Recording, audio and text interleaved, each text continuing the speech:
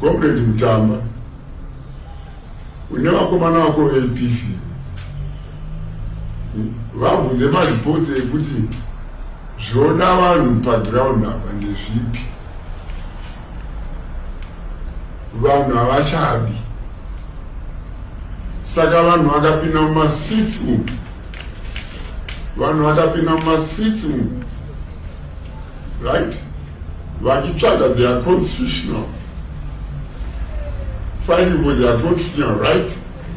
Demonstrations avachaita, will be very peaceful and unprovided for by our constitution. Tikanzwa kuti kune munhu asungwa, munhu apfurwa, mapurisa ako ese anogara kumarokesheni. We want to warn you kuti mapurisa ako iwawo anogara kumarokesheni. Tichati vanhu vadhire navo nemafamilies avo kumarokesheni ikoko vanopedzera.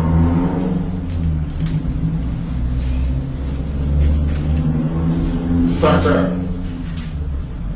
munofana kuita zvinhu zvinodiwa zvido zvevanhu, because muri mapurisa evanhu. Saka itai zvido zvevanhu. Kana mademonstrations ari peaceful, unless kana mademonstrations acho akava violent akadii, hatimadi mademonstrations akadaro, ayo hatimadi. But kana ari peaceful, aitaura kuti because hamukarambidzi vanhu ka kuti vari munhachamu, munorambidza